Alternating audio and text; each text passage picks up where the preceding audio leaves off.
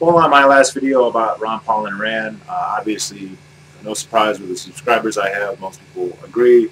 But one of my subscribers, Gypsy Hustle, who I think most of you probably encountered before, said he doesn't like Paul based on his foreign policy, or at least he doesn't like Paul's foreign policy. I don't know if he went on to say he is against Paul in general, but he raised issues with Iran. He said that the leadership of Iran is crazy, that there's a consensus among experts that they are dangerous, that if they got a nuclear weapon, that it would be destabilizing to the region, and so on and so forth. Now, there's a couple of problems with his points.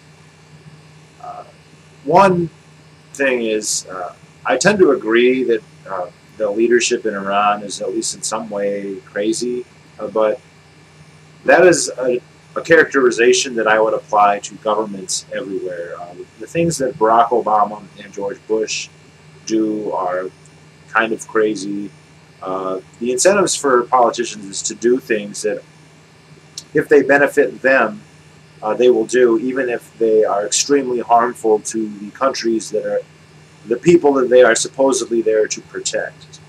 So programs that are obviously antisocial and destructive to, say, the American people, but yet beneficial to, say, the American politicians, will be instituted very often.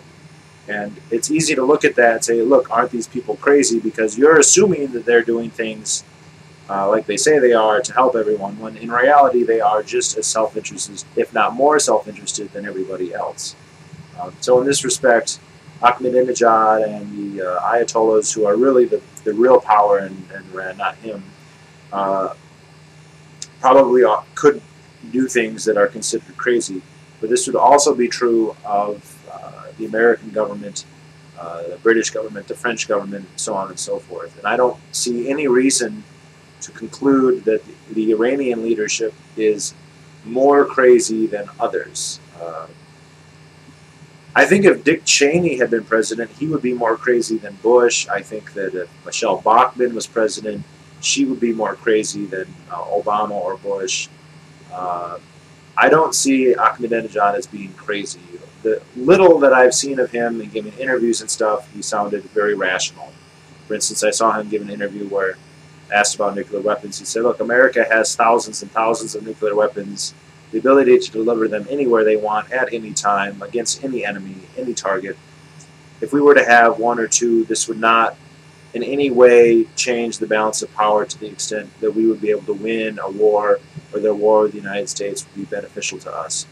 Now, maybe you don't think he believes that, but the truth is that that is a reasonable thing to say. That is a rational argument. And most of the arguments that I've heard him make to the press sound fairly rational. So you didn't really back that up. You said that the leadership in Iran is crazy without providing any evidence as to why exactly. So I don't think that they're crazy, and I don't think that they're out to be martyred. Rick Santorum, and forgive me, Gypsy Hustle, because I'm going to talk more general about the pro go to war with Iran argument than just what you posted. And so please don't think that when I mention some of this stuff that I'm conflating that it came from you, because you didn't outline all this at all in your comments, and so I don't know how much of what I'm about to say applies to you or not. So I mean, this video isn't specified just at you, but the Santorum said that their whole government structure or whatever is based on martyrdom. Now, I don't know if that's actually true or not, but even if it is, that doesn't necessarily mean anything. First of all, martyrdom doesn't imply necessarily that you go and kill your enemies no matter what. Even if it did, it wouldn't necessarily mean that, say, Israel or the United States is their quote-unquote enemy. It doesn't imply suicide. In fact, what I can say from what I do know about Islam is that suicide is pretty much more or less completely forbidden. And that the terrorists, the Islamic terrorists who use suicide, make arguments for it that are secular. They do not use Islamic arguments. Michelle Bachmann claimed that she knows for certain, 100%, that if Iran had a nuke, it would use it against Israel. I find this extremely hard to believe, because Iran has not attacked any other country in the world under its current government, and even historically under its previous governments. You have to go all the way back to the Sassanids to find an actually aggressive Persian foreign policy. There was some, if you go back to, say, the 1700s, the Shahs did fight a number of wars with the Ottomans. However, as far as I'm aware, that was instigated by the Ottoman Empire, not by the Persians. The government in Iran that was founded in 1979 has not attacked any other countries. It was in a very long war with Iraq, which everybody knows Iraq started, with some support from the United States, although sometimes people overestimate how much the United States supported Iraq.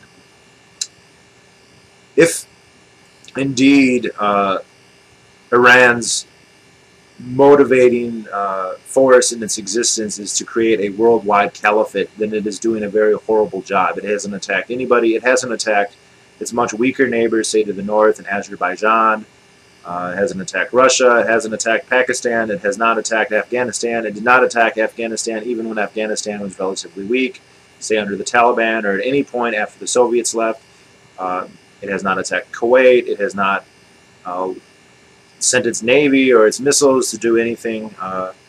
So I don't think you can take that seriously. If you look at the constitutions of pretty much any Islamic country in the world, be it Morocco or Uzbekistan or Brunei or Malaysia or Pakistan or indeed like Saudi Arabia or Qatar, they're going to have wording in there that if you're an Islamophobe is going to sound threatening and dangerous and evidence of their aggressive cruelty to all others. And unless the country is actually engaging in those activities, you either have to conclude that this is empty rhetoric or that you do not understand the theology behind it and that it doesn't necessarily imply the world domination that you are afraid that it does.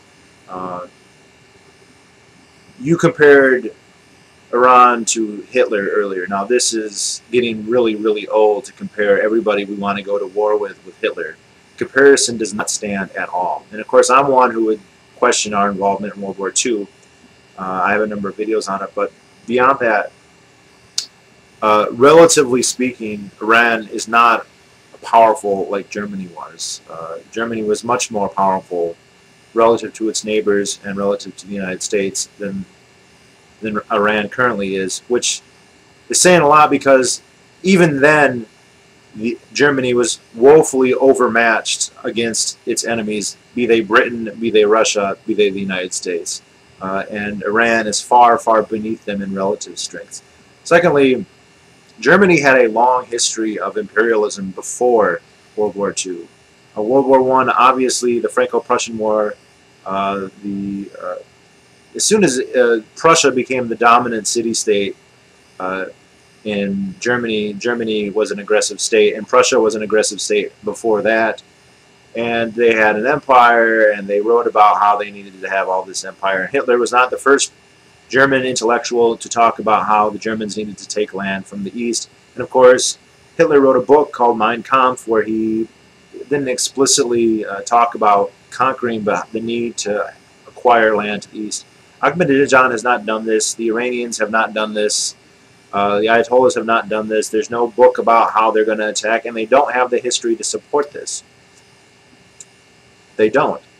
When was the last time they attacked another country? Now, I'll get to Hezbollah in a second, because people will say, well, look at, they'll say Hezbollah does all these bad things, hence that they're Iran's proxy, hence Iran really is being aggressive thanks to Hezbollah. This really doesn't wash. Hezbollah exists because Israel invaded Lebanon and because Israel is a dick to Muslims. All right, now I'm not saying I agree with everything Hezbollah does, and I'm not saying I agree with Iran supporting Hezbollah. Hezbollah would exist with or without Iran, and the only thing Iran does is support, well, I guess we could agree, is a terrorist group against a state that it doesn't like. But guess what? The United States does that also. The United States supports numerous terrorist organizations. In Iran, we support Jandallah, PKK, which are communist Salafists. So they are basic. I mean, Rick Santorum says that they're Al-Qaeda in Tehran. No, Jandallah and the PKK are communist Al-Qaeda. All right, they're cult members. It's like the Branch Davidians meets Karl Marx meets Osama bin Laden, and we support them in Iran and in other places, and we support other terrorist groups all over the world. Just look back in the Reagan era. It's not something that we do specifically and only with Muslims, and that does not prove. I mean, if this proves that Iran is aggressive, then it proves the United States is aggressive also. You point out that they have human rights abuses. According to the UN, the United States and Israel have the most human rights abuses. Now, I don't agree with everything the UN says, and as much as I despise the United States government, I can think of others that I think are actually worse. Iran is not on that list, however.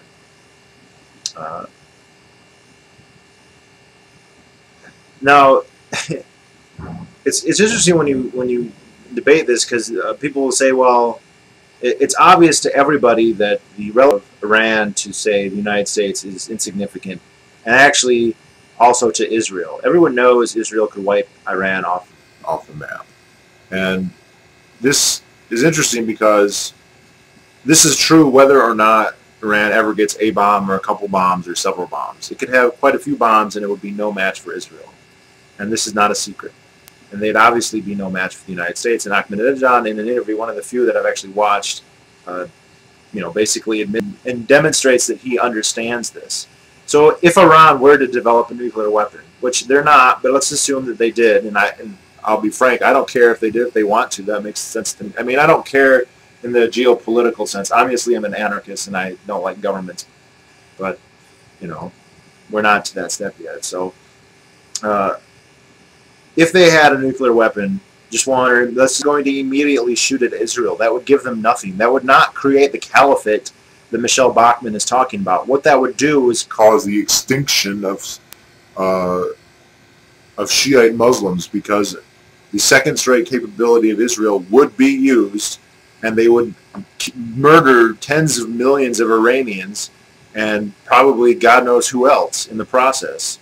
And they know this. Everybody knows this. This is not a debate. This is not something that me, some random YouTuber, is just thicking up right now. Everybody is aware of this. And so the caliphate that they would supposedly want to create would never come about. They would be immediately annihilated, even if they had a nuclear weapon. All right, so you point this out, and then the claim is it doesn't matter that they'll be annihilated because they are so crazy, they don't care, they want to be martyred, whatever. Well, if that's the case, then they don't need to wait for a nuclear weapon to be annihilated. If they want to be martyred, they can do that right now. They could have started attacking all their neighbors a long time ago. They could attack the United States right now. We have forces in Afghanistan. We have forces in Iraq. We have a navy in the Persian Gulf. We have bases in their other neighbors. If they wanted to get in a fight and they wanted to go meet Allah and their 30 versions, they don't need to wait for an atomic weapon to do that. They can get that today if they want. They can. But the fact that they haven't done this, I think, speaks that they're not quite as intent on martyrdom as is implied. And it's interesting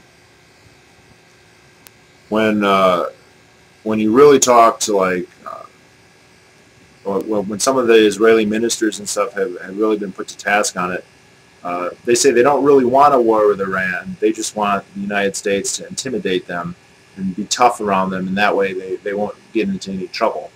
And the problem with that is, if that's true, if they can be reasoned with, then there's no reason to assume they're going to automatically use a nuke the first chance that they get one.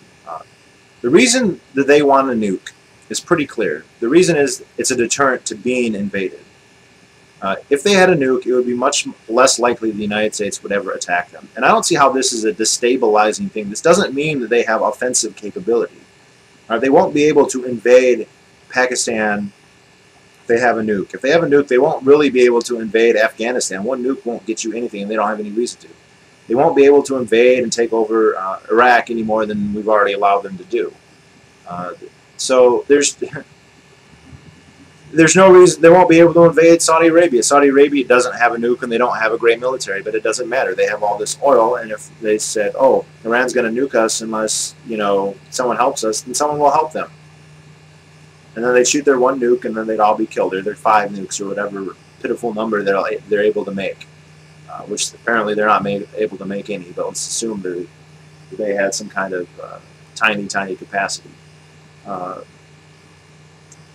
all it would mean is that we couldn't invade them. And that's the real, I think that's at the heart of a lot of the, we got to invade. We have to invade because if we don't invade, we'll lose the ability to invade later. That is really the argument that people are afraid of. They're afraid of not being enough of a hegemon to do whatever we feel like.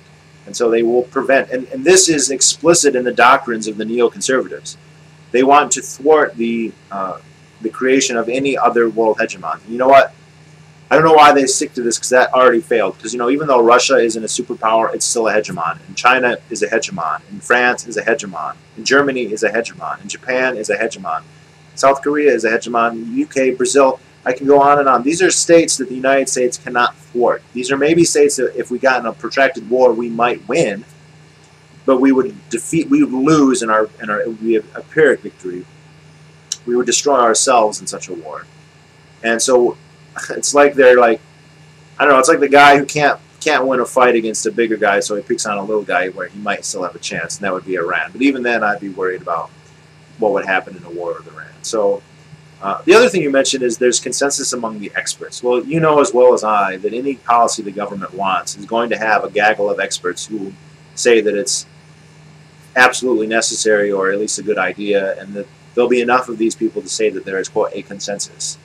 Just like there are plenty of them who say that QE3 or QE4 is good, or that we need more stimulus, or that Social Security is good, or that the war with Iraq was good, or that any number of other things that you and I both know are completely bullshit.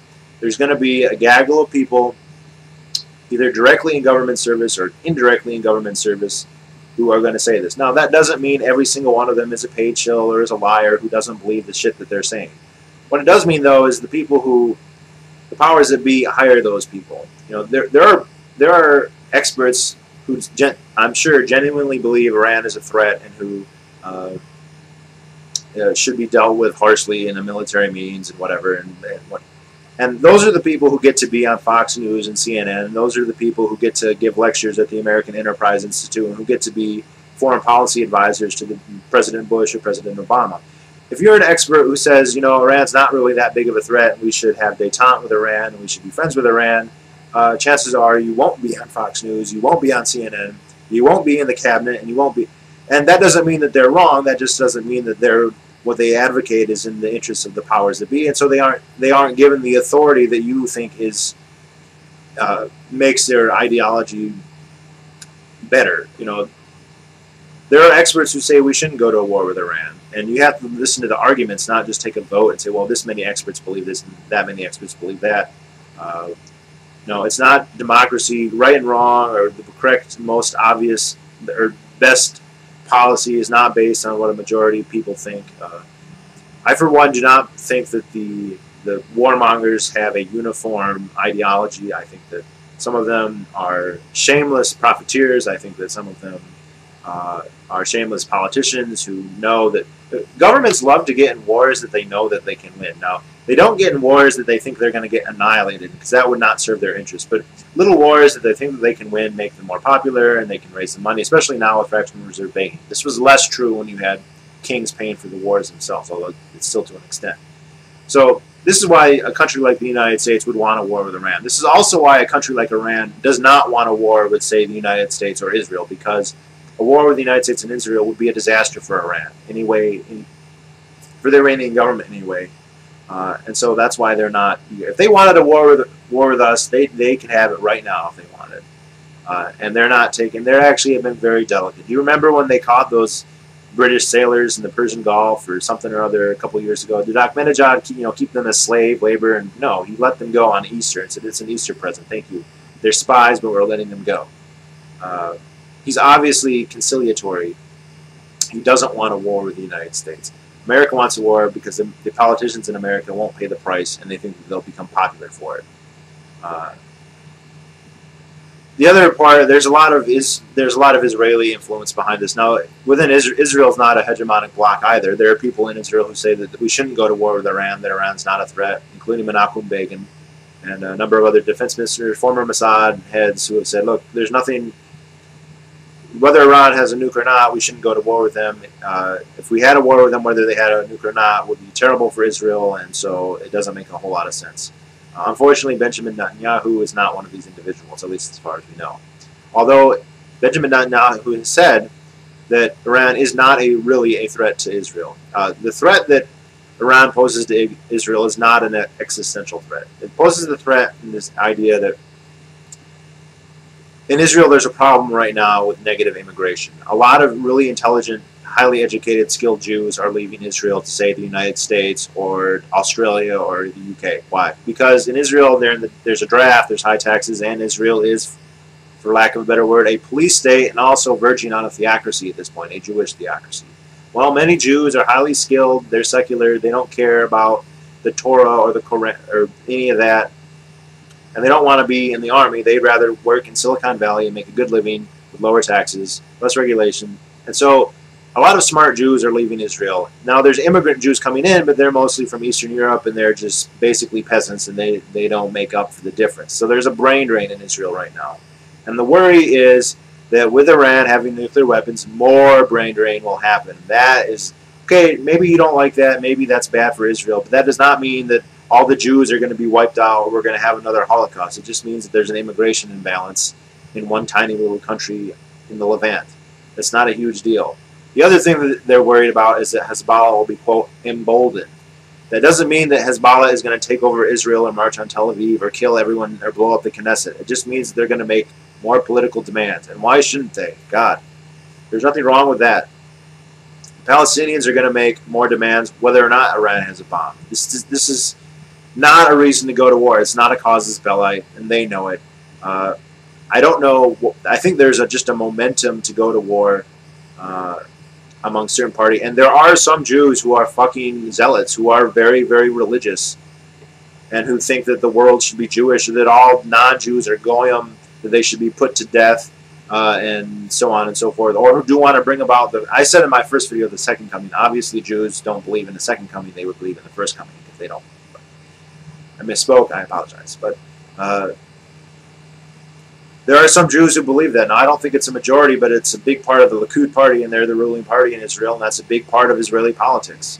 And I don't know about you, but I don't think that that's a valid reason to go to war with Iran. I don't think that a person who advocates war on Iran based on that or with that in the background is really an expert that I would count as whose testimony is worth very much. And you have to factor in how much that is. I mean, it's not just them directly, it's indirectly through AIPAC.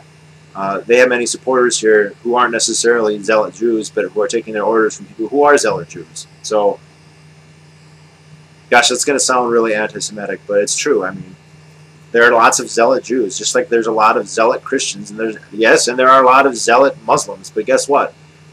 They're not in control of the Iranian government, more or less. Or if they are zealots, they're hypocritic zealots because they don't go around doing all the things Michelle Bachmann says that they're guaranteed to do. So Iran is not a threat to the United States. It never will be a threat to the United States. Going to war with Iran would be a threat to the United States.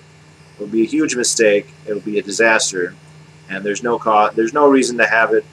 The arguments that we should go to are totally stupid as far as I'm concerned. I think it serves the interests of the government alone at our expense, just like every other policy they really want to have done. And of course, then the other argument as far as Ron Paul is concerned, even if I agreed with you about Iran, it wouldn't matter. He's so much better on domestic issues that I would forgive him, but obviously I don't. And then, of course, the military gives him more money than anybody else, so obviously they agree, at least those who give money. So there we go. Allah Akbar.